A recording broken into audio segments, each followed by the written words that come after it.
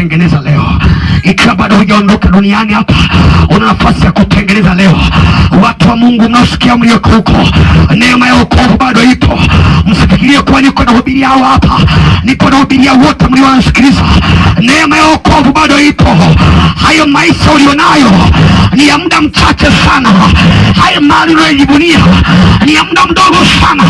Yesu akija hata kuchukua, kwa sababu ulikuwa unasaidia yatima. Kuna watu wamejificha kwenye kutoa misaada kwa yatima wajane, wakijua ndio tiketi ya kuingia mbinguni. Kuna watu wanatoa sadaka sana, wakijua sadaka zitawapeleka mbinguni. Kitakacho kupeleka mbinguni ni utakatifu.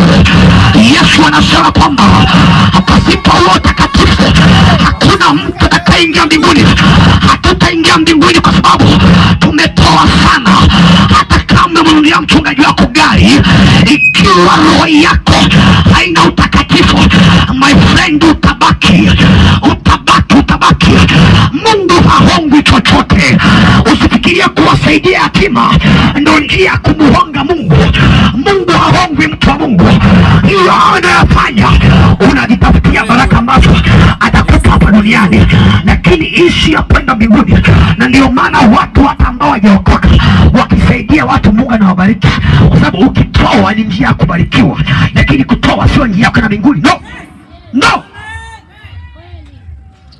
Mbinguni tunaingia kwa sababu ya maisha matakatifu, maisha ya kuzikataa dhambi, maisha ya kuacha dhambi za sirini, maisha ya kuacha uovu. Hiyo ndio tiketi ya kuingia mbinguni. Unamfanya Yesu kuwa Bwana na Mwokozi wa maisha yako. Acha nikupe tafsiri ya kumfanya Yesu kuwa Bwana na Mwokozi wa maisha yako. Nikupe mfano wa mtumwa. Mtumwa yeyote huwa anafanya kile ambacho bwana wake anamwagiza afanye. Hata sisi mbele za Yesu ni watumwa. Maana ukisema nimeokoka, wewe ni mtumwa wa Yesu Kristo. Yesu ni Bwana wako.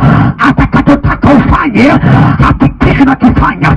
Usipokifanya, haijalishi unahubiri kama mimi, haijalishi unaimba kwaya, unaimba praise, unafanyaje, kama hautafanya kuwa Bwana na Mwokozi wa maisha yako, usalama wako ni zero. Haleluya, watu wa Mungu. Neema bado ipo. Nimekuja kuitangaza neema. Neema bado haijafunikwa. Neema ya Yesu bado ipo.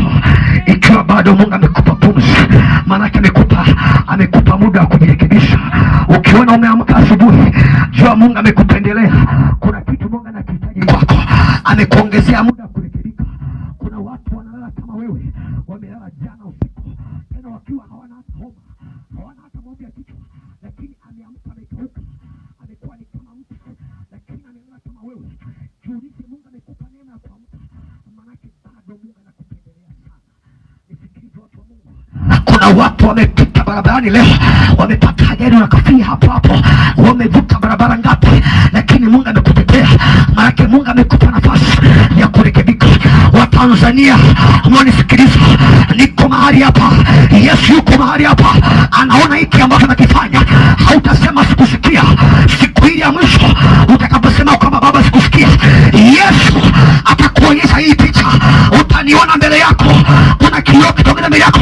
Watu watapewa macho ya kuona mambo ya miaka na miaka iliyopita.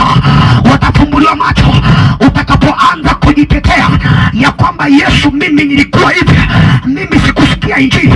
Utaona picha mtumishi wa Mungu Fanueli akihubiri mbele yako, lakini ukaikataa.